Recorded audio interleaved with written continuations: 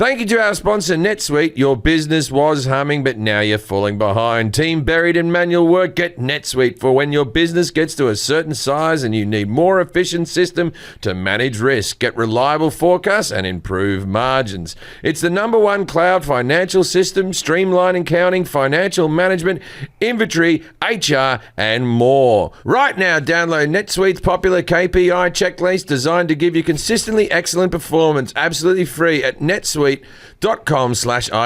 That's netsuite.com/IDK to get your own KPI checklist. netsuite.com/IDK. Fingernails. Hair. Which one grows faster? Oh, that is a good question. Because you think about it, you're always trimming your fingernails. You might find out, I don't know that with Jim Jefferies, but quickly, which one grows faster? Because you cut your hair about once every couple of months. You cut your fingernails every few days, every 4 days or so. Lengthwise, your hair grows faster. I don't know. Because you're cutting your fingernails all the fucking time. But you would. I know your toenails go slower than your fingernails. You're not cutting your hair all the time because you're not cutting it as soon as it grows. You're cutting your fingernail as soon as it grows. You're not with me, you're against me. Against. Yeah, against. All right, yeah, against me. I'm team hair. Yeah. Team hair. I'd like to get some science in this. All right, Fingers, hair, fingernail. Do you think fingers and toes grow at the same rate? No, I learned this somewhere. Fingers grow faster than toes. That makes sense to me. Fingers grow faster than toes because the toes are always in the shade, man. I don't know if that's got anything to do with it. I feel like the shade. Yeah, you get the shade of socks. Get less keratin or some shit, whatever that shit is that's in you. Yeah, I don't know. We got some gigs. What, Fingernails grow approximately 1/8 inch per month. Toenails grow slower. Hair, on the other hand, grows at a much faster rate. A 1/4 to 1/2 inch per month, or up to 6 inches per year. So your fingernails wouldn't grow 6 inches. A year? That feels like it would. Yeah. You just came back from Chicago's. My kind of town. You're on your way to Ireland. I'm on Ireland. Come and see me at the Galway Comedy Festival. There's 3 shows. They're all close to being sold out at about the same level. So pick your night. They're all. It's only 1,000-seater, so get in there. Might have already sold out 1 or 2 of them by now, by the time the podcast says. But come and see me in Galway. And if you're not going to come and see me, go and see me mates in Galway. Beacon Theatre, yeah, man. Beacon, November 2nd and 3rd. That's a big one. That's selling well. One of them sold out already. I think November 3rd sold out. November 2nd was the one that was added on. And so we're going to the Beacon, baby. Hershey, Pennsylvania. Come and see me on the chocolate. November 4th. State. How's Austin doing November 16th? I have no idea. Okay. Off the top of my head. I know it's not sold out, but you can come and see me. The night before, I'm going to be at Cap City Comedy Club in Austin. And you're just going to hang around? I'm doing the shows with you. Yeah, you're going to go the night before, and then you're going to come and do my shows. Yeah, I'm doing the rest of the shows. Austin, 2 shows in Dallas, and 1 in Tulsa. All right. Or Catoosa, Oklahoma, but it's a Hard Rock Hotel and Casino near Tulsa. And then you got DC, Tysons, Virginia, December 1st and 2nd. They're all on JimJefferies.com. And there's a whole heap of new dates for 2024. We're going to be in LA. We're going to be in Texas. We're going to be Baltimore, Boston, Sacramento, Palm Springs, baby, Des Moines, Iowa, Kansas City. I'm going to Kansas City, South Africa. I'm going to South Africa. Spokane, Denver, Fort Lauderdale. It's all on Jim Jefferies. I'm looking forward to every single one of those gigs except for one. You decide. JimJefferies.com, hit tour. Go there. And then IDCat Podcast on Instagram. Follow us on there. You can see our clips. You can see announcements, things like that. Follow us all on there. Follow Jim Jefferies. Follow Forrest Shaw. Follow, what's yours, Jack Hackett? Jack_Hackett. Jack_Hackett. Get that fixed. And I have another podcast, the Mermen Podcast. If you enjoy listening to me on this, all 10 of you, then go to the Mermen Podcast with Dave Williamson. It's fun. I want to tell a little story before we start the podcast. Okay, Very small one. Very small one. So last night I went and performed. Jack took me. Lovely boy. You've ever met him? Jack Hackett _Hackett. Yeah. Spend some time in his. That's the middle name. Spend some time in his company. You will not regret it. Right. Anyway, so Jack takes me off to do the show. I do a routine. The base. Look. Even if you see me perform, it won't ruin it for you right now. But the basis of the routine. You've seen the routine.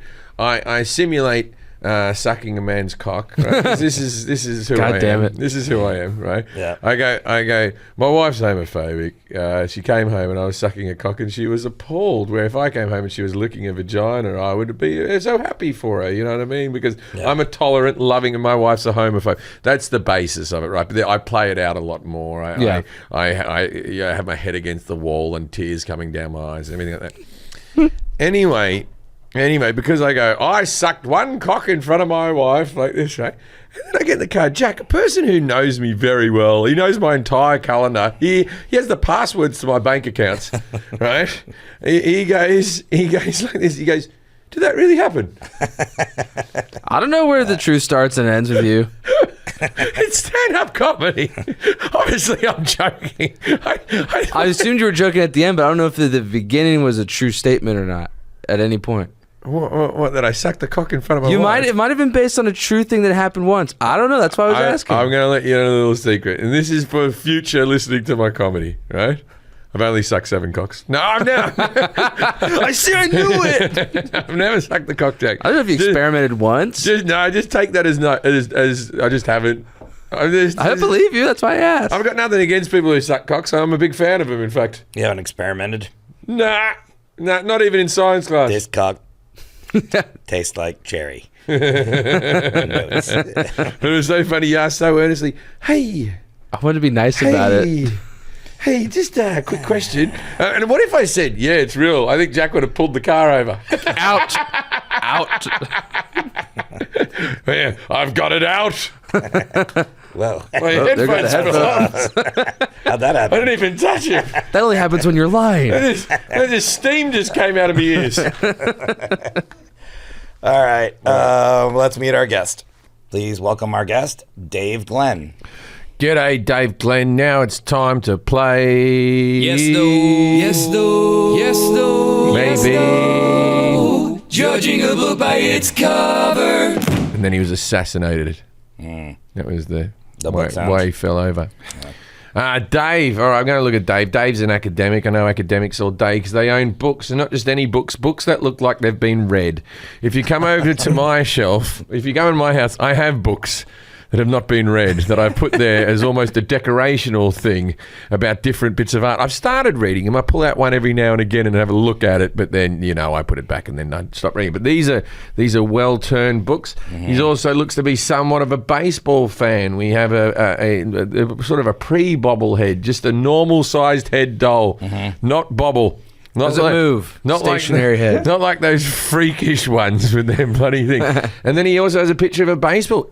Are we going to talk about baseball? I would love to do one on baseball. No. Put that in the diary. List, add it to the Put that in the diary right now. I love baseball.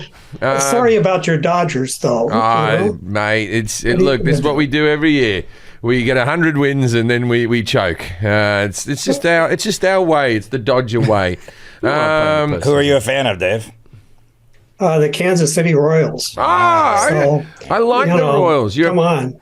You're a plucky bunch. You won the World Series. Season. Won the World Series maybe 10 years ago, correct? About 10 years ago, you just won. And I always like you in the video games because for whatever reason, the Royals are always lightning quick. Yeah, they can't hit, but everyone's like 100 in speed. I don't know what they do. It's like they go out to track and field and they go, "Have you played baseball?" "No, I've never done it." "You're on the team." You'll learn. Okay, so is it something to do with academia, like real stuff, not fiction, like real?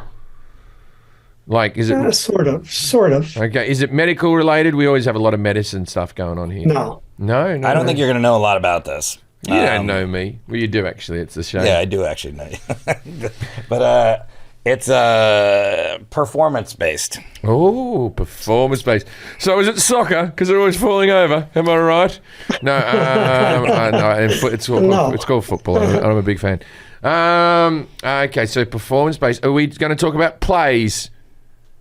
No. Are we going to talk about musicals? Have we talked about? We've done musicals. We did musical, yeah. We've done musicals. Not musicals. Musical. A musical.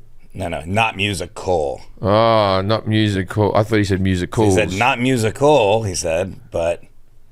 Not musical. Maybe music. Cools. The type of music we're going to be talking about. And I don't think you know anything about. But we'll see. Right. We're trying to get you on track here, Jim. If it's jazz, we might as well end the podcast It's jazz. right now. It is jazz. It is jazz. I know nothing about I jazz. bet you'll know more than you think. We'll see. I do know from MLB The Show, and because Jazz Chisholm Yep. was the cover player of the game this year, that jazz was invented because of baseball, and he slightly explains why at the beginning. It starts off with drums going, and I always fast forward, and there was something to do. I never watched the whole bloody thing. I don't know if maybe that's. I don't even know if that's true. But let me introduce Jazz Dave. Chisholm says that jazz That is was true, yeah. Yeah, jazz was invented because of baseball. Give me The a term point. jazz started with baseball. Oh Was wow. the term. Okay. Well, hold on. So for we're jumping ahead. yeah, with wait for the questions, but- Jim. But you might get a question right after That's all. a point all day. Dave Glenn is a clinician for jazz education abroad and professor emeritus. Am I saying that right? I always say that. Emeritus, yeah. Emeritus. Emeritus. I'm an idiot. Emeritus. Emeritus is a skin disorder. I know. I was like, why am I saying emeritus? I've got a bad case of emeritus. But I knew I was saying it wrong. My brain was just, all right. At Whitman College, where he was director of jazz studies and professor of low brass from 1989 to 2011. He has his Bachelor of Music from North Texas State University and a Master of Music from the University of Northern Colorado. And he spent 11 years as a professional trombonist in New York City, where he played for 10 years with the Jerry Mulligan Concert Jazz Band and toured extensively with Bill Waltress's Manhattan Wildlife Refuge, Diana Ross, and Lou Rawls. Nice. And he also plays trombone on the Grammy Award-winning recording Walk on the Water by the Jerry Mulligan Concert Jazz Band. If you want to listen to Dave Glenn, you can check out some of his music. He's got original compositions and arrangements, an album called Journeys, another one called National Pastime, and he recently released a CD, Violin Memory, with guitarist John Stowell, and you can find this music on Dave Glenn, that's with two N's, DaveGlennMusic.com or at OrangeArts.com. Thanks for being here, Dave. Thanks, Dave. Thank you. I gotta say, I have a small prejudice against the trombone. I like the sound of the trombone, but I believe that it's a mean-spirited instrument. What? Well, because Not true. dwarfs can't play it. Why would you exclude them? Their little That's little not arms true can't anymore. extend. It definitely was the case for a long time. Why have they got a special dwarf? Actually, there was a woman named Melba Liston that was a great trombone player early on in the 60s. Do you use his foot? Say what? Oh, short. All right. That's a problem for me sometimes, too. Yeah, because I always look because I look at the school band because my son's in the school band. My son's 10, and then I look at the small 10-year-olds trying to do trombone, and I feel like I reckon there's notes these kids can't reach. Their arms don't extend Yeah. all the way. It's a prejudiced instrument against the short. It's a hard instrument to start on. How tall are you, Dave? 5'7". Yeah, that's plenty good trombone height. Okay, all right. That's the perfect height, actually. Just barely. Yeah, he's taller than Tom Cruise. You're telling me that Tom Cruise can't play the trombone because I won't have it. The next Mission Impossible. That's going to be one of the things. Mission Impossible. All right. Here's what we're going to do, Dave. I'm going to ask some questions about jazz to Jim. At the end of these questions, you're going to grade him on his accuracy, 0 through 10, 10 being the best. Jack here is going to grade him on confidence, and I'm going to grade him on how hungry I am. Very, very. Oh, God. So I'm getting 10 points somewhere. Yeah. I'll tell you what, the good thing about this is, as with jazz, there are no wrong answers. Okay. Okay, Okay, hold on. Just wait. Hold on a second. So if we add all the scores together, we add all those scores together, 21 through 30, DJ Jazzy Jeff, 11 through 20, Jazz Chisholm. I didn't know. I was going to put him maybe at the top. Oh, yeah, one. Jazz Chisholm. And then 0 through 10, Jazzercise. You don't want to be that. Yeah, No, that would be bad. Exercise. Yeah. Describe jazz music. Jazz music is a free form of music that predates rock and roll. Is you sort of know the key that you're playing in. You know, whether you're playing in with a lot of minor and not as much major, but a lot of minor and sharp keys and minor keys, and then it's sort of free form. You play within it. There are boundaries that you can all play, but it's like like a primitive, not a primitive, but a primitive form of the Grateful Dead, a jam band. You just get together, and then you can have bits in between where you can have a jazz song. I'm trying to think like famous jazz songs. Now I'm just thinking like big band songs, which is a different animal altogether. But yeah, it's free form music. Free form. Yeah, man. Okay. Love that. Describe jazz music without using words.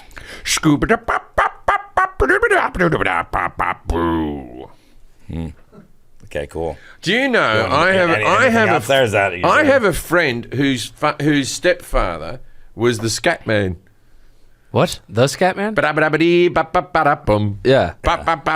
So his mother, and she sadly passed away recently, which is an older lady, and she was, you know, married to this guy's, you know, dad, and then they got divorced, and then his next bloke, in his like teen years, she was dating the Scat Man, man. One hit wonder. Yeah, man. That's pretty cool. He had a stutter, the Scat Man, and that's why he did the scat.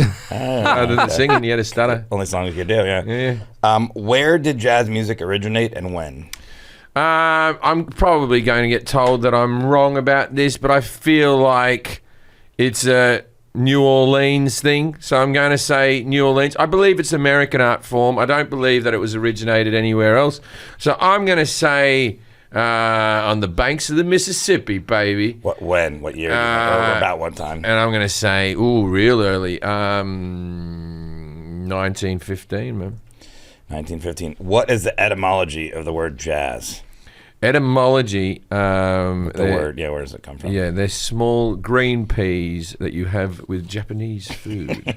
Okay. The etymology. What does that word mean? Etymology. Like, what's the origin of the word jazz? Oh, jazz. It comes from baseball.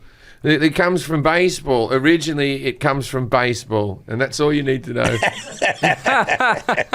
don't have any other details? No, I know. This is the thing is, I play that video game like 3 times a week. Yeah. And if I just listen to the intro, You they're just like, waited. You had him on your fantasy team, too. Yeah, I've just chosen on my fantasy team, and geez, I'm not picking him again. He's just injured too much. Where does jazz come from? You said baseball. It's You from, might get part credit. It's from credit. baseball. I did listen to it once. Well, maybe Dave will let us know then. Yeah. What types of music did jazz originate from? I think it would have been okay. So I'm going to say it's probably there would have been music like what's all the stuff that either the Charleston and all that type of stuff. So maybe jazz is a little bit more. Maybe it comes from swing music, but I feel like swing music would have been like. No, I'm going to say from swing. Swing music. Yeah. Okay. When was the jazz age? Just before the Ice Age. Before? Yeah. Oh, wow, What happened was there was a guy playing classical music, and then a meteorite hit, Right. and now he played every off note. It's the notes that you don't hear. Ah, okay. What was the jazz age? No, okay, so I'll say the jazz age was 1938 to 19. I don't feel like World War II was the time for jazz. I'm going to say it was in between World War I and World War II was the jazz age when we were all feeling a bit good about ourselves. And what was it? Okay. No, I'm going to say it's later. I'm going to say it's later. I'm going to say it's like the 1950s. And then I know you had big band music, but you also had like your Dizzy Gillespie's and all this type of stuff. And you know you had. Okay, what was it? It was the age of jazz, man. That's like saying when was the British invasion? It was what it was. The age of jazz, man. If you can't hear it, Forrest, if you can't hear what I'm saying, then you don't understand it. Okay, That is so much confidence. This right is there. this is a answer you feel, baby. Okay. Describe these types of jazz, like in a few words. Awesome. No, New Orleans jazz. Very good. No, New Orleans jazz. I feel like New Orleans jazz, they used a lot of mutes on the trumpets. Like that. Like, wow, wow, wow, wow, wow, wow, wow, wow, wow. A lot of that. So, muted trumpets. Okay. Putting a mute in a trumpet. What about Kansas City jazz? Kansas City jazz is now we're heading into almost the blues, right? That's a different type of thing. So New Orleans jazz upbeat. Kansas City jazz is what's that, downbeat? Just wait, wait.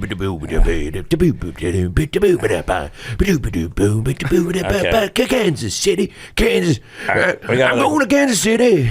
Kansas City when I come. Boom, boom, boom, boom, boom. I'm going to Kansas City. Kansas City. Kansas City when I come. Boom, boom, boom, boom. And then New Orleans like this. Going to Kansas City, Kansas City, Kansas City. Why are they going to Kansas City, New Orleans? Well, why would you go to Kansas City if you're fucking in Kansas City, dude? All right. That's going to Kansas City is sung in New Orleans because you're taking a trip. We got other questions. Describe free jazz. It's every way I've listened to it. I've never bought an album. No, it's without parameters. It's not a song. It's just jamming around, man. It's jamming around, and then you go, we're doing it in this rhythm, we're doing it in this key, and let's go. And it's like you get on the piano and you go. Okay. How about gypsy jazz? That's when you do it, but then you come home and the piano's not there anymore. All right, cancel me, Britain. I'm sorry, you can't make gypsy jokes anymore. This is our last podcast. Nice knowing you, Jim. I'm sorry, everyone. Sorry. Bebop. What's bebop? Boom. Scat man. Should I keep asking these? There's a couple more here. Bebop is like Sounds a lot like Kansas City jazz. No, but it's more boom bop boom. Okay. Kansas City Bebop. was Kansas City.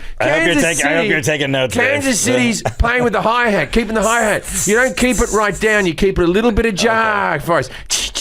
Oh, you know, I went to university to study music. I know. We can tell. It's coming through. A couple more here. Cool jazz. What's cool jazz? It's like beat poetry where you're like, yeah. Okay. One more. Confidence, Well, 10. I'm going to ask you one more. Smooth jazz. Oh, yeah. Smooth jazz. Hey, you having a good time? Are you listening? Hey, if you're in your car right now and you think to yourself you're having a good time, maybe just whip your cock out and stop masturbating in traffic. This is smooth jazz. Okay. Next question. Talk about improvisation as it relates to jazz. Improv is the same as jazz because you're making it up as you go. It's with a structure, with a few rules, but it's still in the spare of the moment, and you feed off each other in improv. So you say something, then I recall. You say a question, then I answer. Answer, question, answer, question, answer. Okay, a couple more questions. Why is there improvisation in jazz music? Because that's how the whole thing's done. Because it's fun. Yeah. There's improvisation in lots of music. You know, you can have a guitar solo in rock or whatever, but they're synonymous. You have to check that word out. They're synonymous. Spell it. They're synonymous. Silent good. P. They're synonymous with that's, you know, you go up tempo and then you go syncopated. Why is there improvisation? Why is there? I know what you're saying. I know you're describing it. That's a song, baby. Okay, we're moving on. Name a famous jazz trumpet player. Dizzy Gillespie, bro, or Louis Armstrong, brother. Okay. I told you he'd guess Louis Armstrong. Yeah, I didn't know if you're getting Louis Armstrong or Dizzy. You said okay, cool. What And about then he puffed his cheeks out, Dizzy, like this. what about a famous saxophone player? Bill Clinton, baby. Bill Clinton. I'll put him in there. That's your final answer. Yeah, man. Famous jazz drummer. Famous jazz drummer. Picture that guy. There's a lot of them. I'm going to say Matt Sorum from Guns N' Roses. or Tommy Lee. Yeah, okay. No, he's not a judge. Not Tommy Lee. You're making a mockery of the podcast. Okay, There's sorry. my name on this podcast, Forrest. I don't like it. Famous piano. I get the hate mail, not you. Famous jazz piano player. Oh. Yeah, that's the instrument. Some big ones that you might get. Ryan Gosling in La La Land. He learned it. He learned it. Look. You asked this generation. That's the one that would probably. Yeah, he is famous and he does play piano, but I don't know. Yeah, he played jazz piano in that thing. I'm trying to think of the guy who does the voice of Bob's Burgers. It's John Benjamin. Yeah. He's no good. He put out a whole album. I know. Famous trombone player. Fuck, is that also Dizzy Gillespie? Tom Cruise. Tom Cruise from Mission Impossible 7. You could say Dave. 8. No, 7's Dave. already out. Well, I don't. Glenn. Yeah, Dave. I'll go Dave. Okay, we'll put in Dave Glenn. Last question. Name at least one famous jazz club. Oh, I can name you several. Do me several. Oh, yeah. The Boom Boom Room Okay. from the movie Life. No, wait. I'm going to say the Blue Oyster. Wait, these are real? That's from Police Academy. Look them up. Okay. Yeah, and then I'm going to say the Oyster, and then there'll be Rafferty's. Where's that? Where isn't it? You're not too cool. You're not cool enough to get in, brother. Okay, Don't worry about we're it. done. Don't you worry about Rafferty's. done. You ain't getting into no Rafferty's. All right. Dave Glenn, how did Jim do on his knowledge of jazz music? 0 through 10, 10's the best. Let's see. I'll add it up here. You're actually taking Yeah, notes. bloody hell. on that. Lucky we haven't got you on here for math, Dave, because it feels like it's a pretty low 5. score. 5! Boom, chicka, ba, ba, ba, ba, boom, ba, ba, da, ba, da, ba, da, ba, da, Not bad. Not bad. I learned a lot. Here's the thing. I knew everything about depression in the last episode, and the bastard gave me 6. Yeah, well, so you're just slightly less about jazz. How do you do on confidence? I'm going to give him a 7. That's 12. It's 12. And how hungry are you, Forrest? Yeah, probably a 10. So DJ Jazzy Jeff. Hey. And you know what? Forrest is the jazz of eating. He just improvises as he goes along. He's just like, I'm just going to go into a food court blindfolded and try me luck. Spaghetti. I asked Cheeseburger. Jim Cheeseburger. to describe jazz music. He said it was a free form of music, predates rock and roll. There's a key you're playing in, primitive form of jam band. What do you think, Dave? How's that? I didn't give him any points on that. I thought that's where I got all my points. It did predate the Grateful Dead, but other than that, Hey. that's not really happening. Is it after rock and roll then? Is rock and roll before jazz? No, it's before rock and roll. No, it's before rock. So, But that doesn't really, you didn't really answer the question. so how would you describe jazz music then? It's a combination of European melody and harmony with African rhythms coming from Africa and Cuba. And there's a lot of improvisation, which kind of falls into what Jim was saying. And then it's a lot of call and response, which he also mentioned later on, Yeah, he which did. was good. Yeah, I was impressed by that. That's something I remember now, because I did study music at university. I remember now call and response as being a term we used all the time. Yeah, you said it at the very end. I put it in the notes. I was like, oh, call and, yeah, you said call and recall, but same thing, So I was just call and like, yeah, response. it's close enough. But, all right, so Europe, I didn't even know. I would have guessed, like, I know the Africa and Cuba thing, but Yeah, actually, from Europe, right? So in like Salzburg and all that, right? So like Mozart, right? It's just World War dun dun dun dun dun dun dun dun dun Scooby ba ba ba dun bum bum Stop. bum bum bum dun dun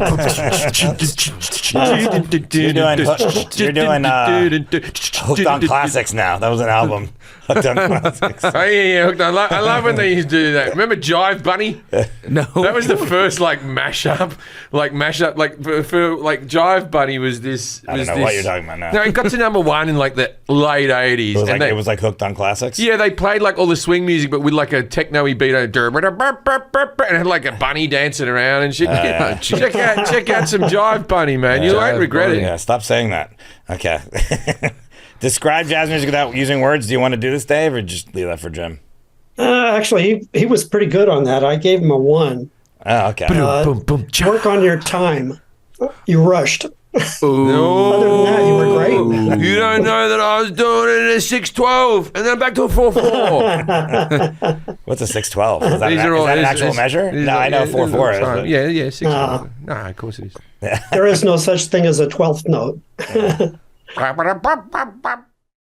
Your business was humming, but now you're falling behind. Team buried in manual work, taking forever to close the books. Getting one source of truth is like pulling teeth. If this is you, you should know these three numbers.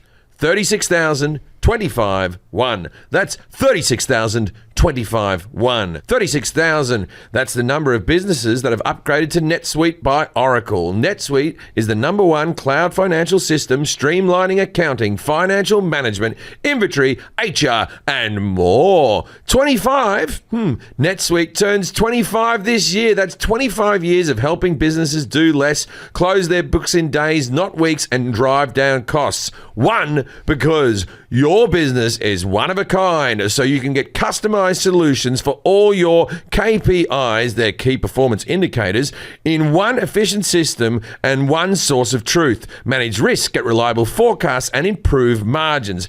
Everything you need in one place.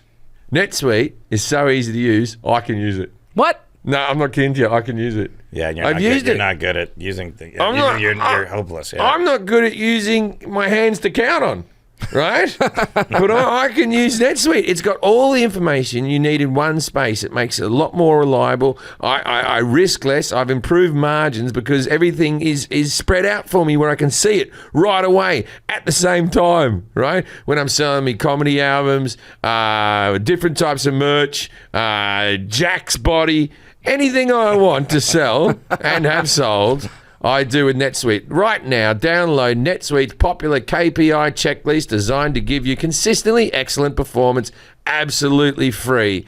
Absolutely free at netsuite.com/IDK. That's netsuite.com/IDK to get your own KPI list. That's key performance indicators. netsuite.com/IDK. So where did jazz music originate when? Jim said New Orleans around 1915.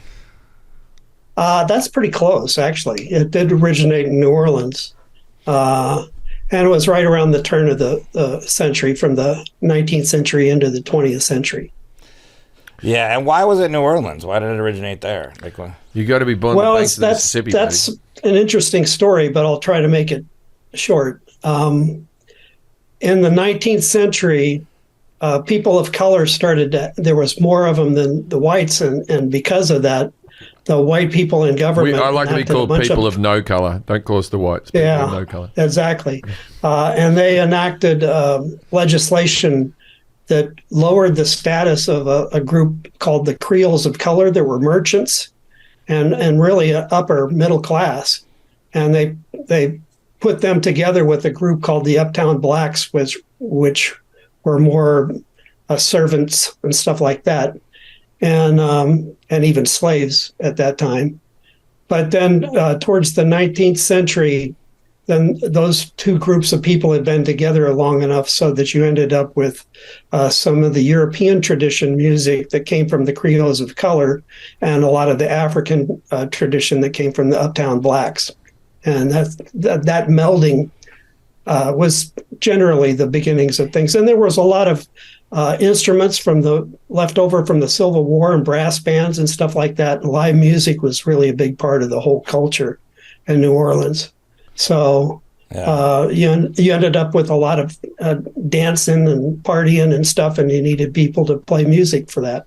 So, that's quite interesting. So the Civil War happens. You would have had a lot of trumpeters and a lot of drummers and stuff like that. Yeah, you had And so military bands. You had all that military stuff laying around. So that's why they were using more of that stuff and not like stringed instruments, et cetera, right? Yeah, exactly. And so you said it. Can you just repeat it again? What was the king of Creoles? Because I know the Elvis Presley movie, and I've always Creole cooking and all that type of stuff. But I've never questioned what that is. What did you say they were again? Well, Creoles are a mixture of French and Spanish. French and Spanish got together, and they get together and form families, and then you got people of mixed heritage. The Creoles of Color were more French and blacks, free blacks, and a lot of those were like offspring of second families of the white ruling class. They would have their white family, and then they would have their mixed race family because they would have a mistress on the side, and it was kind of an accepted part of society at that time. The good old days. And what ended up happening was the offspring of those unions a lot of times went off to Europe and studied music in Europe. So they came back with all of that information and a lot of, culture and a lot of education. It was only until the whites felt threatened and started enacting Jim Crow laws that reduced the status of that class. So it feels like the French would you say the French are the biggest European influence to jazz? It feels like that's... Maybe the French and the Spanish, but they were the most influenced to harmony and melody. Because when I think of Spanish music, I think of like flamenco guitar and the that dance with the rose in your mouth where you flick up your skirt and all that type of stuff. Yeah. What's that one called? I don't know. Tango. The tango, right? I think of the tango, and then when I think of tango's from Argentina. Then I don't think anything. And then I didn't know. Sorry. That's all I think of French people. Frere Jacques. I think I love New Orleans. I would if I could work there, I would live there. It's like a great city. Can I you don't think you interject could one work thing there? here? Because really, harmony comes from Bach and Beethoven. It's just regular functional harmony that's then been, adapted. It's adding, but it came through the French and Spanish cultures that also were heavily influenced by the German composers, Bach and Mozart and Beethoven and all those guys. Let's get on to I just want to... Okay, so it starts off, turn of the century, in New Orleans.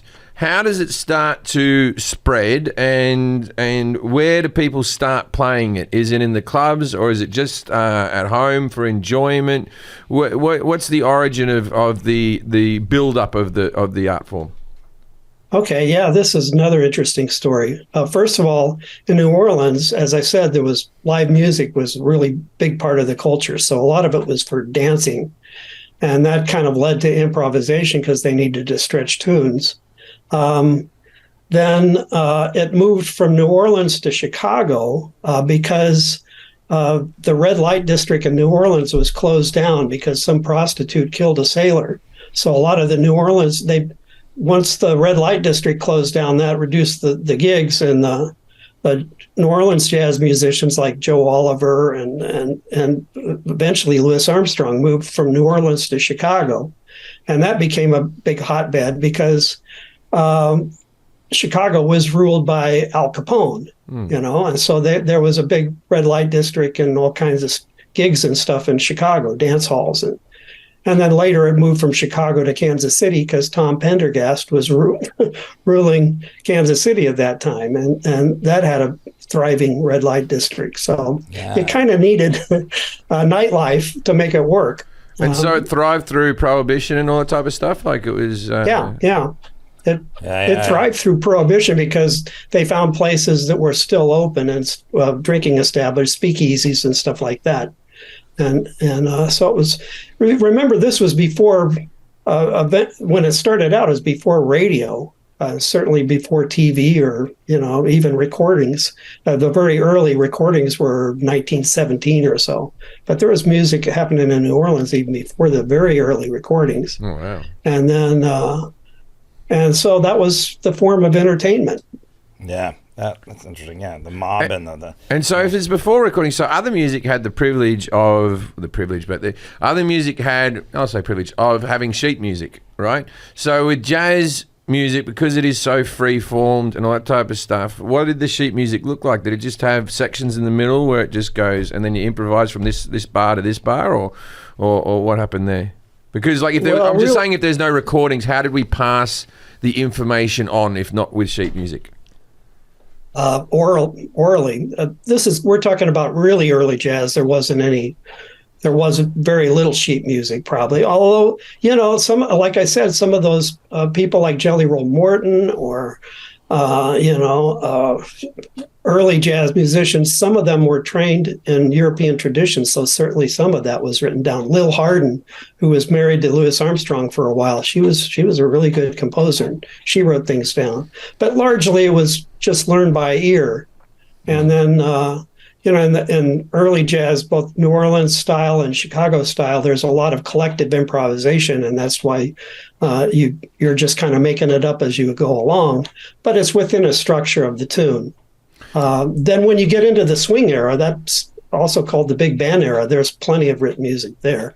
And from that point on, there's a lot of written music.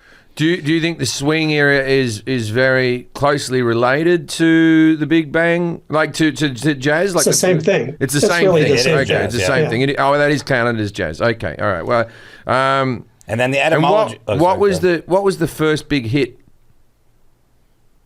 First big hit. Well, What's like the record? Like everyone can go back to like the first rock and roll hit was, I don't know. There was Bill Haley before that, Little Richard, and then there was there was some Beatle documentary they talked about it. But like, what was like was there a saint and did he march in anywhere?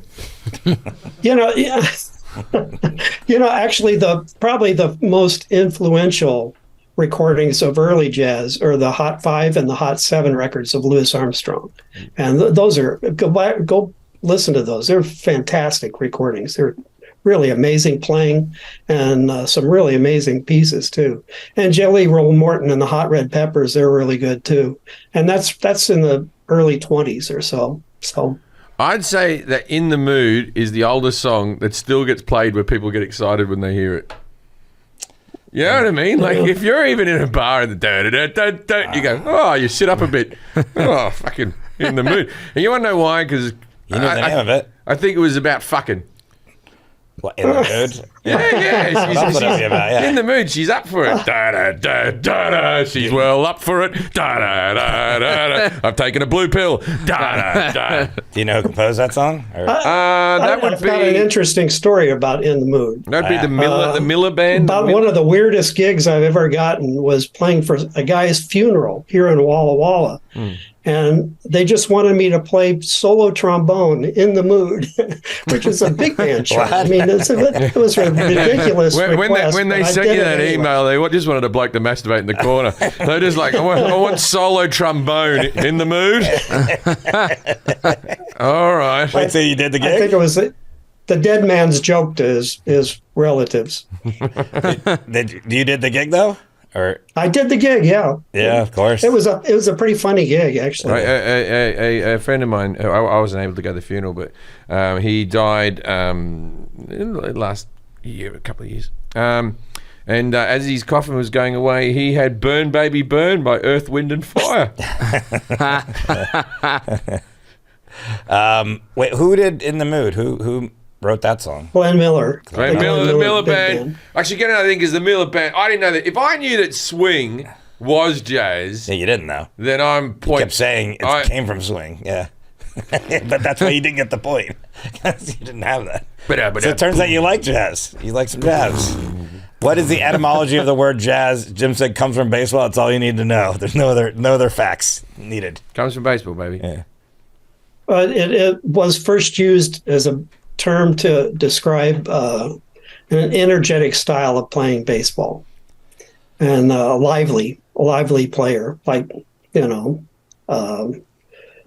like Jazz Chisholm or the guy with the Diamondbacks. Corbin Carroll is a good example of that. And it was first coined by it was Vin adapted Scully to jazz in the 7600 years ago. a couple of years later to describe a Chicago jazz musician. I don't remember who that was. And then from that point on, it started being more associated with music. Isn't it true that jazz really did originate from Utah? Like I said, I'm learning all kinds of things. Like the Utah Jazz, out of all sporting, you're talking about the basketball team. Oh God! Out of all sporting teams in the world, I know they came from New Orleans, did they? And then they got moved. Yeah, they had to have come from, because just have a name change. You come from New Orleans, where the jazz. All right, that's great. And then we're moving to Utah, the whitest Mormon bloody non-jazz. You wouldn't find a jazz bar in Utah today. Maybe. Well, I played a jazz club in Salt Lake City, but that was a long time ago. And there's not that many. Yeah, you're right. It's not a good name. How about the Utah Gospel Choir? Yeah, the Utah Door Knockers. Well, the Lakers used to be in Minneapolis, and we have no lakes here. There's another one. They have the Great Lakes. No. Look, America have done a lot of stupid things. Like, I'm not just saying... Name one. Slavery? Yeah, all right. You got me this time, history. History once again. When was the jazz age? What was it? Jim said it's the age of jazz. Idiot. That's what he said. Yeah, the 50s. Yeah. Jim, you nailed it for a brief second, and then you moved away from it. That's like making love to my wife.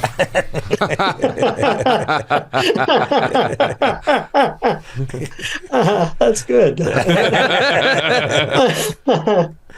No, it was basically from 1918 to 1929, between World War I and II. Oh, you had it. Yeah. All right, so that was because we were a bit more cheery. Because was it because the war's over and things were just the war to end all wars is over, and then everything was cool until the stock market crashed in 1929. I love the world that ends all wars. It's such the Great War they called it, because they thought we'll never do one bigger.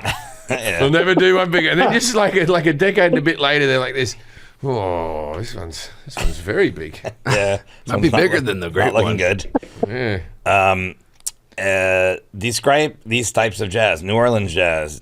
Jim said very good mutes on the trumpet. Yeah. A lot of sounds. Yeah. It does feature plungers often. Yeah. There's a lot of collective improvisation in New Orleans jazz, and it's standard tunes. It's great stuff. We can jump ahead to the improvisation though. So, since that's related to New Orleans jazz, why is there improvisation in jazz music? I think. Well, originally it was to stretch tunes because you'd get on the gig and you only knew so many tunes, and they want you to play all night long, and the dancers wanted to dance longer to each tune, so you started messing around with a melody a little bit further each time you went through the form of the tune, and before you knew it, you were improvising off of it started off improvising off the melodies of the tunes. It only was later on that people started really getting into, learning about chord progressions and thinking modally and stuff like that. Although, Louis Armstrong and Jelly Roll Morton and all those guys certainly knew tons about harmony. I was saying that's kind of why my stand-ups. So when I was starting out in stand-up, all the American comics were trying to shorten their stand-up to do a 4-minute set on Letterman or Leno or whatever like that. And I was trying to do the Edinburgh Festival, where I had to do a new hour each year. So if I had 20 minutes material, I tried to stretch it out as long as possible. That's why the wheelchair muscular dystrophy story is 30 minutes long. Yeah. I didn't have much of a show that year. Yeah. So there you go, you're jazz. I'm the jazz of comedy, man. Yeah, that's my new poster. Yeah. Jim, you did really say something important with regards to that, though. You said they did it because it was fun. And that's absolutely right on target. It's just about the most fun thing you can do without getting in trouble. All right, if you're playing a song, you're playing the drums like this, and there's a good-looking girl on the dance floor, you don't want her to stop dancing. Keep bloody going. Yeah. I know what happened. It was girls. That's the answer. That's the answer to every question on this podcast. Girls. Oh, I throw a lot of solo breaks in my band when we play. I go, you go. All right, so young Jack here is in a band. It's not a jazz band called the Doohickeys. It's a country band. Well, how do you describe yourself? How do you describe Cheeky country. Cheeky country, right? Cheeky country. Cool. Yeah. I would say tolerant country. Woke. Woke. So some humor. I'd love to hear it. No, they got a bit of fun to them. Oh, you can download a doohickey song. And Okay, I'll and check it out for and sure. so Jack, you reckon you play long guitar breaks and stuff like that? Yeah, I'll have a pedal steel guy with me, so I'll throw it to him. He's a wizard. He can play anything off the top of his He's head. good. And Jack plays a song so long that the girls decide not to sleep with him. that's what it felt like at our last show. We might have got a little too long. He finished 2 minutes earlier, but she's like, "Oh, I gotta get to bed." Gotta get going. I was fine 5 minutes ago. Yeah. They've turned the lights on. They're sweeping this place up. So that's why improvisation was okay, and that's like more related to New Orleans jazz, the improvisation, or it's all jazz. Well, it started in New Orleans, but it permeates jazz. There's probably a little bit less during the swing era, the big band era, because you had so much music dependent on arrangements and stuff. But even during then, you had a lot of solo space for people. And then you had bands like Count Basie and Duke Ellington and Cab Calloway that opened up a lot of space for improvisation. So there's a lot of really great improvisers during the swing era. It feels like jazz, more than any other musicians, they rock out the nicknames. They love the nicknames. So you got your Dukes and your Dizzies and your, you know what I mean? Like, so why? I don't know. It's probably related to just the way that jazz musicians and kind of hip people in general start to manipulate language, come up with different terms. And so we go to jazz, and then the jazz into the swing bands. The swing bands, when does the blues come in? Because the blues is sort of slightly more closer related to rock and roll, and then to like what Elvis was doing, you know, like that type of era of stuff. Am I right in that order? Not really. Blues predates jazz. Really. Oh, really? I mean, the very beginnings of jazz originated from street vendor cries and field songs and stuff like that. And then that morphed into both blues and ragtime. And then blues and ragtime morphed into jazz. Oh, and blues existed kind of as an underground thing all through that time. Robert Johnson and Lead Belly and all those people. And then the early rock and roll guys got hip to that and started, developing that. And you probably know more about the history of rock and roll than I do, so I'll leave it at that. I don't like ragtime. I just stay away from your wife. Next question. Kansas City jazz is almost the blues. Jim did a lot of drumming sounds. Yeah, Kansas City jazz. It's blues oriented for sure. One of the hallmarks of Kansas City jazz is had more improvisation. And it was based on what are called riffs, which are short melodic phrases that are repeated. And sometimes, like with Count Basie's band, they would just make up 2 or 3 riffs and then play them against each other. And it ended up being counterpoint. And some of their arrangements were nothing but that. And vehicles for the soloist to play, because he always had great soloists. And then and he came out of Kansas City, even though he grew up in New Jersey. He made his name in Kansas City, and then later on moved the band. Actually, he was the piano player with a band led by a guy named Benny Moten. And when Benny Moten died on the operating table, and that's another interesting story, then the bass player, Walter Page, became the leader of the band, but Walter Page was kind of a dictator, and there was a revolt among the band members, and Bill Basie became the leader of the band after that, and everybody loved Bill Basie, Count Basie. And then he moved the band to New York to get more exposure and more recording and stuff like that, and the rest is history. What is the drug of choice historically for jazz musicians? I was afraid you'd ask that. I'm not a cop, mate. That actually it started off with weed, and then after World War II, like a lot of places, heroin really got into the whole community. In the 80s, cocaine was there for a while, but I think now it's pretty clean. Yeah. Was it Louis Armstrong who did a whole thing about weed? He even had songs about weed, how much he loved weed. I don't He know. loved weed. Yeah, he was mad for weed. And that's how Maybe we'll talk about that later. me and Louis Armstrong have a bit in common. You love trumpets. Free jazz, is that like without parameters? Free jazz? No, I said it's how I listen to it. That's a tough The one. answer. A lot of times it is without a set chord progression. A lot of times it's played without a chord instrument like a piano or a guitar. Like Ornette Coleman's group was alto, saxophone, trumpet, bass, and drums, and that kind of opens things up.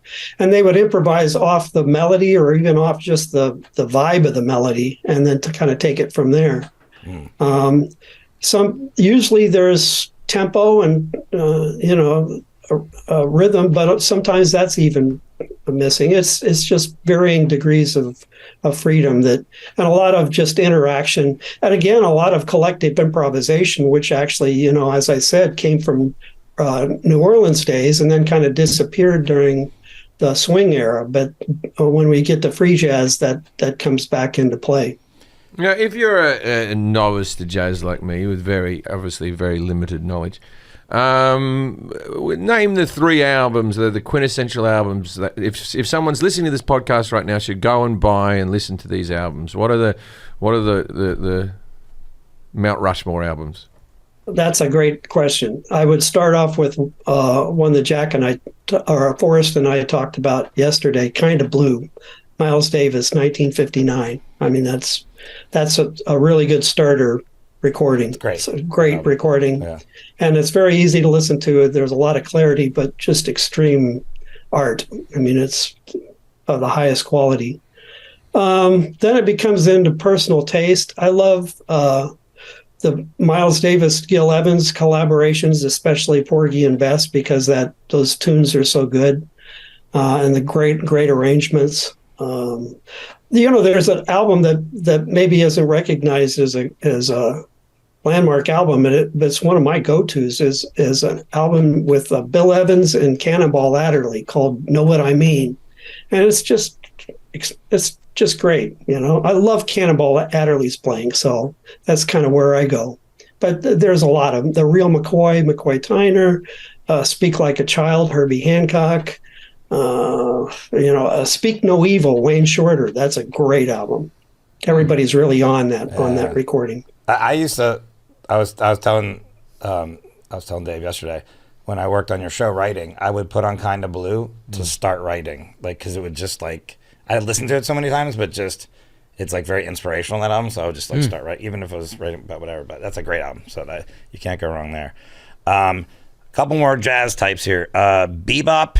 He said the Scat Man. Jim knows the Scat Man. That wasn't too far off. I know the Scat Man. It's scatting? Oh. When did the bebop era happen? I would say bebop would have been the 1942 to 1949. That's not bad. That's pretty good. Maybe got into about the mid 50s. Yeah, but it was dying out. Or even later. And it's bebop is kind of the basis for both cool jazz and hard bop. But it's a result of coming out of World War II. During World War II, there was gas and rubber rationing, so the big bands, and plus a lot of people were in the service, so big bands started to dissipate. And by the end of World War II, the size of groups had been reduced from big bands to small groups. Even Count Basie had a small group for a while. And so there's a lot more room for improvisation. And then Charlie Parker and Dizzy Gillespie, and to some degree Thelonious Monk, kind of came up with some new musical language out of that, and that was, and also Kenny Clark and Max Roach on drums. Just their rhythms they came up with really kind of moved it in a different direction. A little angrier, a little more art and less for dancing. More club music instead of dance hall music. Now, everybody you've listed has been American. Is there ever okay? So you've got the Rolling Stones are arguably a blues band, you know what I mean? And the Beatles sang Kansas City, and Was there anybody of note to come from overseas, or was it all just an American thing? Oh, well, the next question, I think, was gypsy jazz, and that was really a term that was describing Django Reinhardt and Stéphane Grappelli from France. So, and a lot of American jazz musicians moved to Europe to escape discrimination. So there was a lot of cross-pollination that happened with Europe for sure.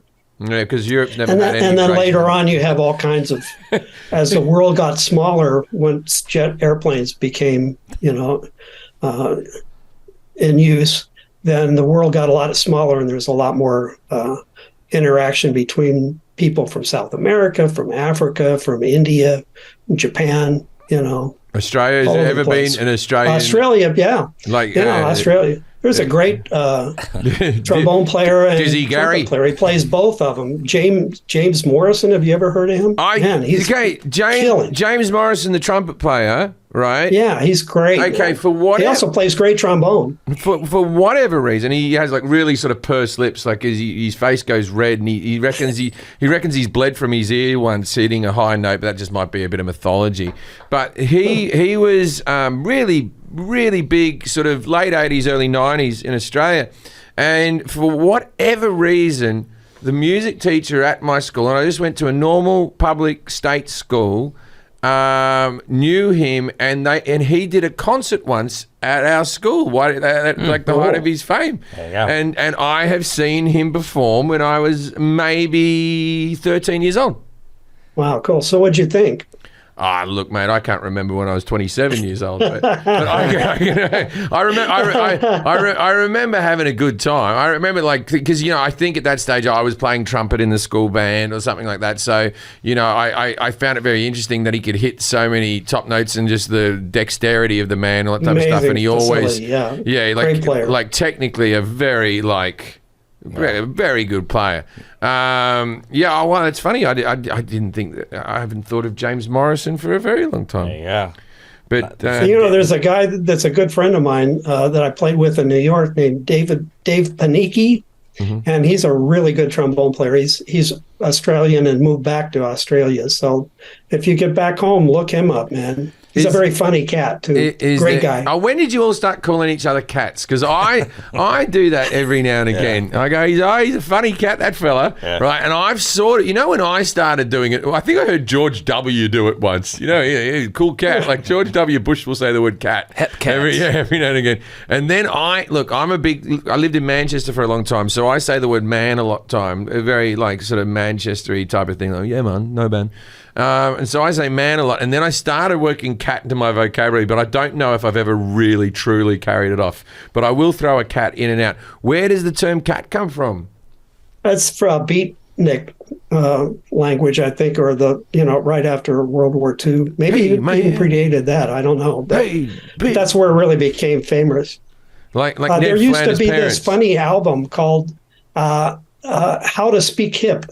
And it was formatted like a Berlitz language course, but it was all tongue in cheek.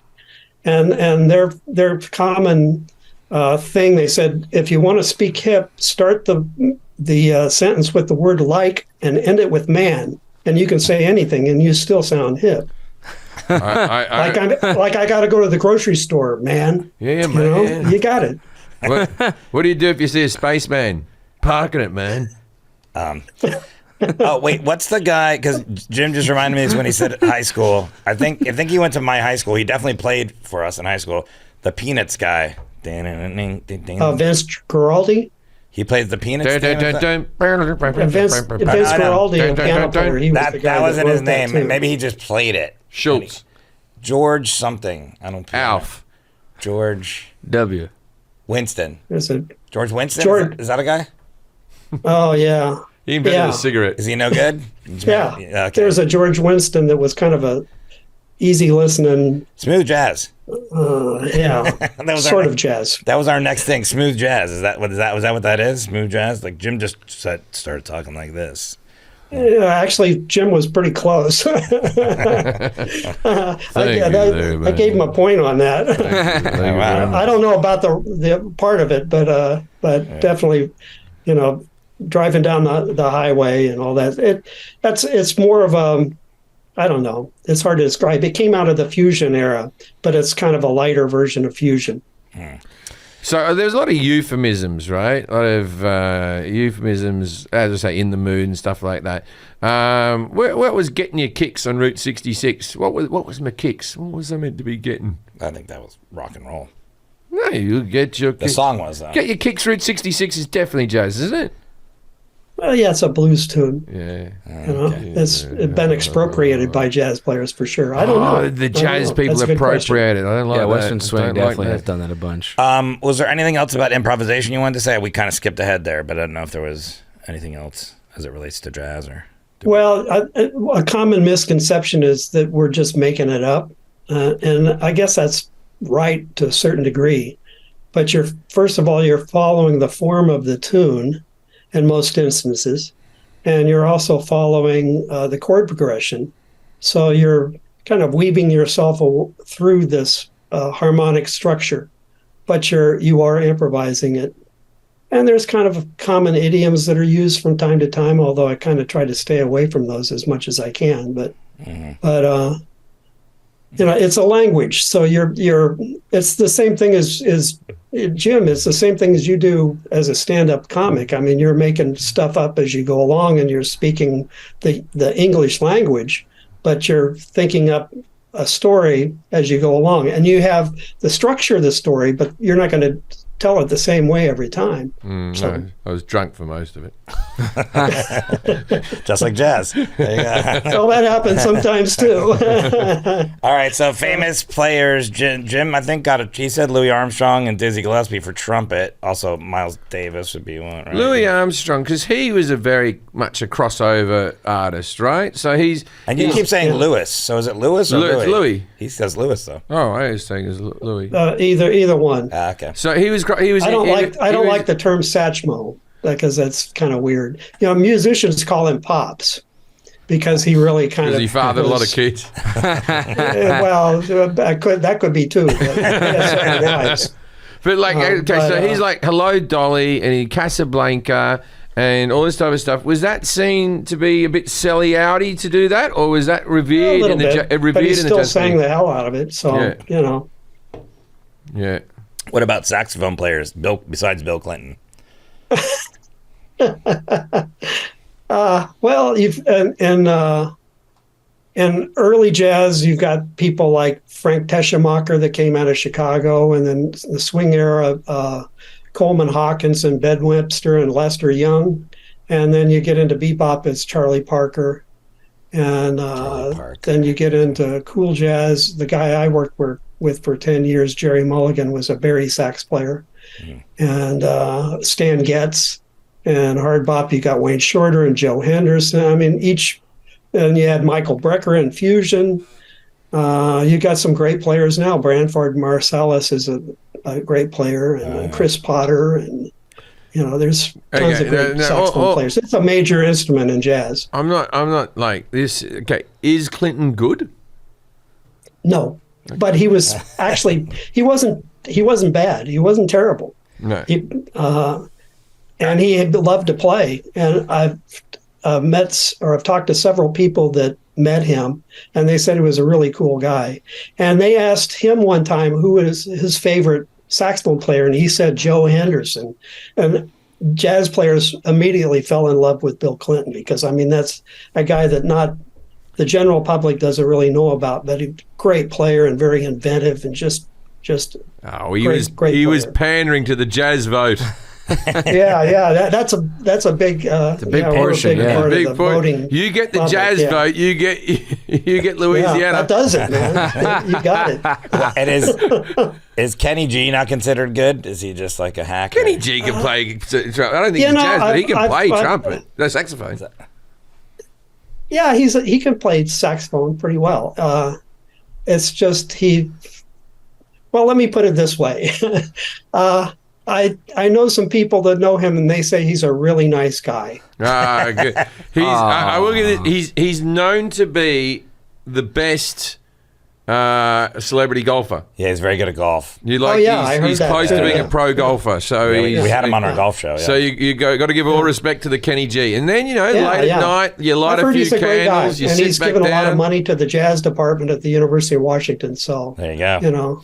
Good guy. Drummers. You said Matt Soren from Guns N' Roses. Where's some drummers we should know? Maybe a handful of really drummers. yeah. Baby Dodds in early jazz was a great player. Tons of players during the swing era.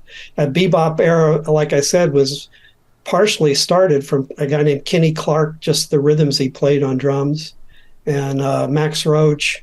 And when you get into later on, there's Elvin Jones, who played with the John Coltrane Quartet. I mentioned John Coltrane. There's another great, fantastic John player. Coltrane. Yeah, he was a saxophone. And Tony Williams played with the Miles Davis Coltrane. Quartet. That was great. Is Art Blakey a drummer? I haven't know. Art Blakey had his own band during the hard bop. Chubby He Checkers. was a great player and great band leader. What was Chubby Checkers? Was he rock? Was he jazz? What was Chubby Checkers? He was just doing. He was doing the twist early everywhere. rock and roll, right? I don't know. He feels like Or blues. he was twisting all over the doing place. his chubby He thing. had that one song, and he rode that fucking song forever. When I was a kid, I remember, and it was always like, who was that guy who used to do countdown? The Sitcom. Casey Kasem. Yeah. Casey Kasem always would wheel out Chubby Checker. Like Chubby Checker was a big fat bastard. He was always dead, and he was still twisting around. He might be still alive. I don't think he is. And is. Give us a couple. Is he? He is. I don't Chubby know. Checker's still alive? I'm checking. I think he is. Oh, wow. What about the Fat Boys? The Fat Boys have got to be dead because that was his backup band. Was the Fat Chubby Boys? Checker is still around. Chubby wow, Checkers okay. and the Fat Boys. They're doing the twist. Check all the Fat Boys. See how they're going. While we're doing that, can you give us just a handful of famous jazz piano players and trombone players? Not yourself, Dave. Piano. Oh, wow. Jelly Roll Morton, Father Hines. Art Tatum was fantastic. Then you get into Teddy Wilson, who played with the Benny Goodman Band. Then you get into Bebop and Thelonious Monk and Bud Powell. Then you get into cool jazz, Dave Brubeck, that comes to mind. Dave Brubeck. Yeah, I saw him live. Definitely Herbie Hancock, McCoy Tyner, Keith Jarrett, Bill Evans. I'm great a terrible person because I thought Herbie Hancock was because he didn't know John Hancock's name. Will Ferrell's character in Tommy Boy. I thought he'd made up Herbie Hancock. Oh no, No. Herbie Hancock. Chris Farley. He's a Chris great player, Farley. man. Yeah. Chris Farley.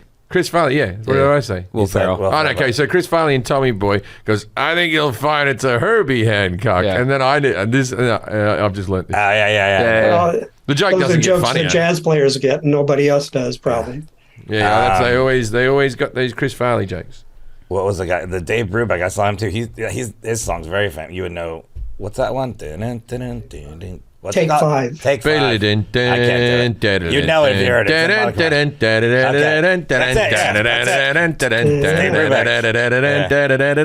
Okay. Do you want to...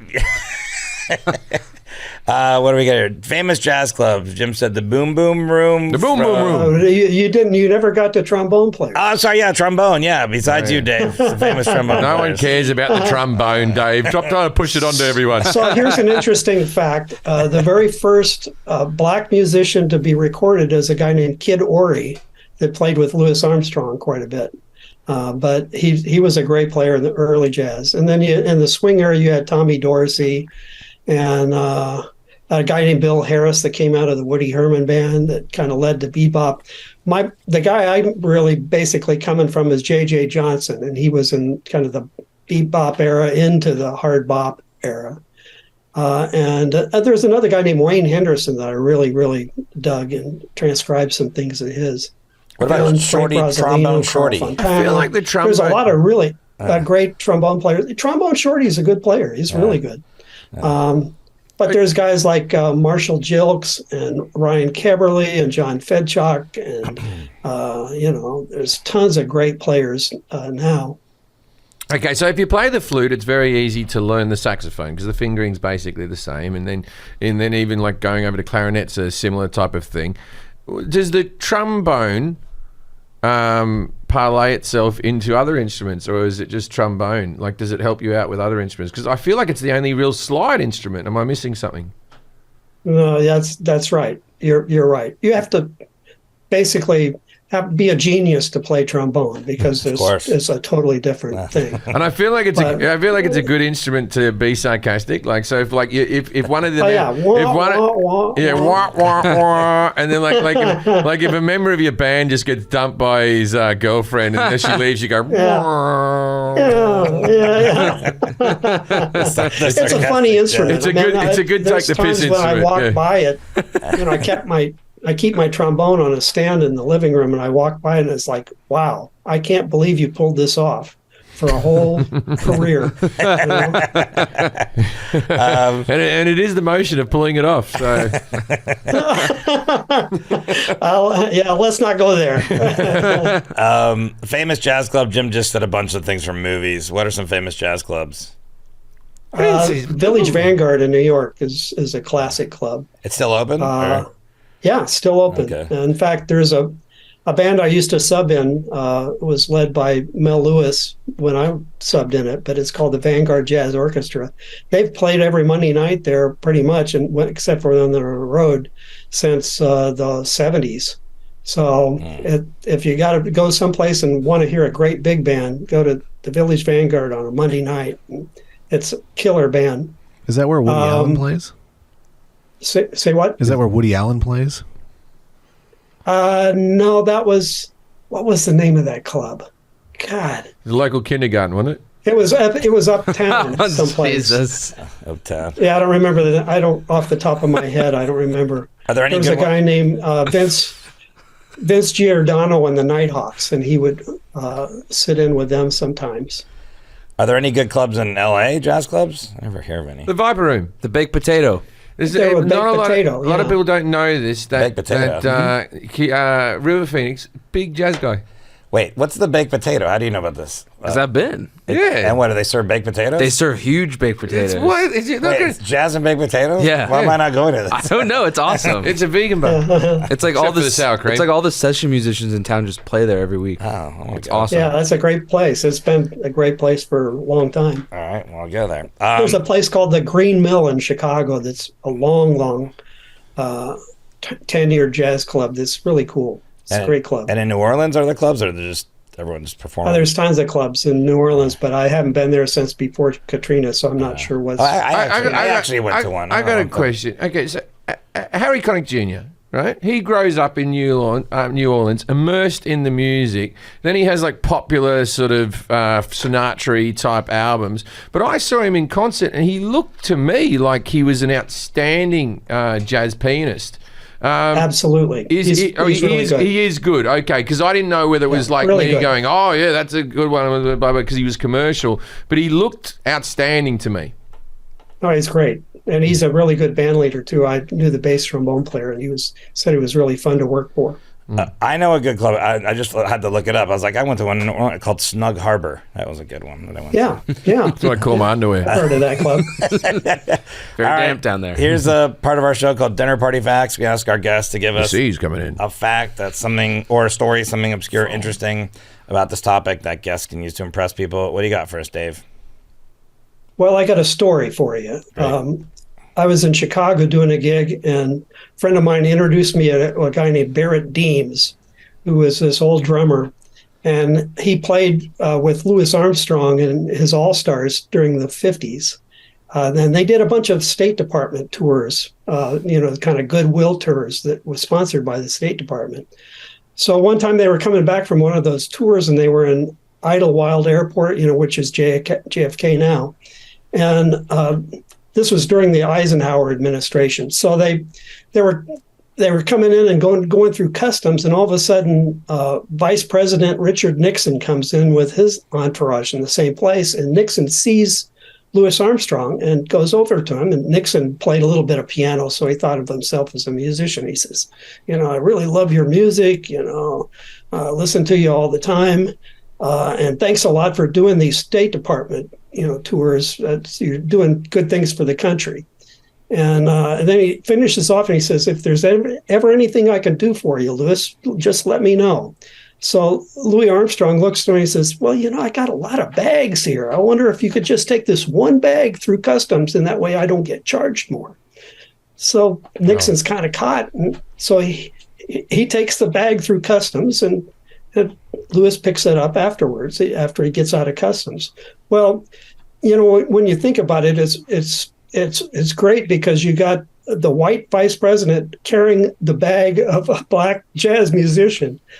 And that's the bag where Louis kept all of his weed. Yeah, no doubt, because they're never going to check the vice president. Nixon, I'm not a crook, carried a bag of fucking weed through the airport, man. That's our best. That's the best one ever.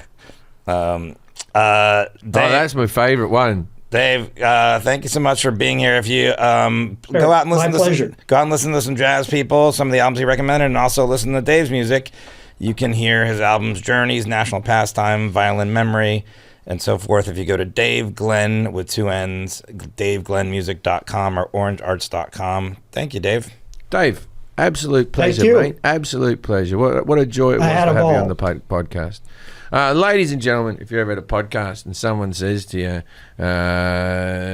jazz was named after baseball, go, I haven't finished the video game. I don't know about that. And walk away. Good night, Australia.